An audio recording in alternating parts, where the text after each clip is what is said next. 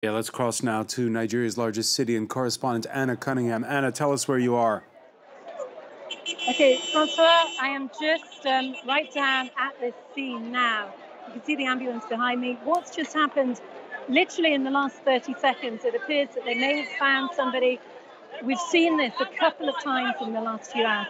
Lots and lots of people rushing by, following an ambulance that's taking somebody out of here. The digger is currently continuing to dig. Basically, I'll just give you a picture of the scene. It's incredibly crowded, these streets, densely populated.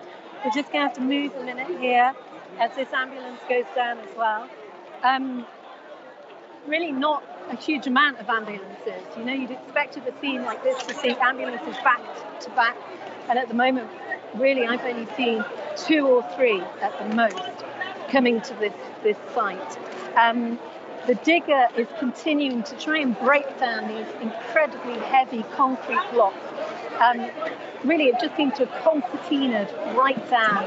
We know that there was a school. I've just spoken to one of the emergency officials at the site, and he has confirmed that it was an illegal school operating out of this building. So that, again, puts a different issue on it, and maybe explains why nobody knows, nobody can give an exact number of children and adults who were in that building when it collapsed earlier this morning.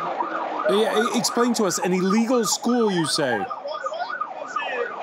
An illegal school, yeah, that's just being confirmed to us by one of the officials who's been on site all day, and he said that they will be investigating that. But as I say, that really goes to explain why we've been hearing so many different numbers. I mean, initially we did hear possibly up to 100 children could be in this. The official I spoke to said he didn't think it was perhaps as many as that. He did confirm that 40 people have been brought out of the building. He couldn't say whether they were adults or children. He had no figures on that. But he did also say that a number of bodies have also been brought out. In about 30, 45 minutes, it's going to get dark here. This is a part of Lagos that has no electricity. They have promised that they're going to bring big lights in. They're going to floodlight the building collapse site, and they're going to continue working, he said, this management official, until the last person is found and they know that nobody is inside that collapsed building. And again, Anna, this happened around 10 a.m. local time. Yeah, so we are, about 7 or 8 hours on now from that time. And the situation remains the same.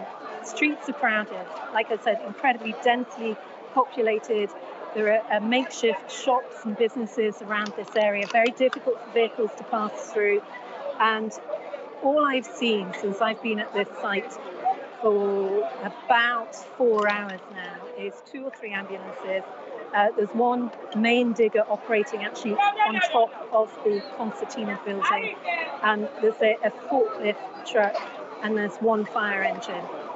It's clear that the emergency services are really struggling here to deal with this. And some of the people that I have spoken to have also said that what has angered them is there's no crowd control. So, you know, when we talk about stories like this of collapsed buildings, we sometimes see people asking for total silence.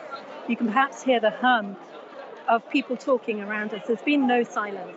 So the rescuers are unable to hear if there is anybody calling or crying out within that collapsed building at the moment, because people are just moving all around. Some people have been clambering up on top of the building site. So it's a very difficult situation. I imagine when it gets dark, it's going to become even more precarious. All right, Anna Cunningham, do check in with us as we get more updates live from that scene on Lagos Island.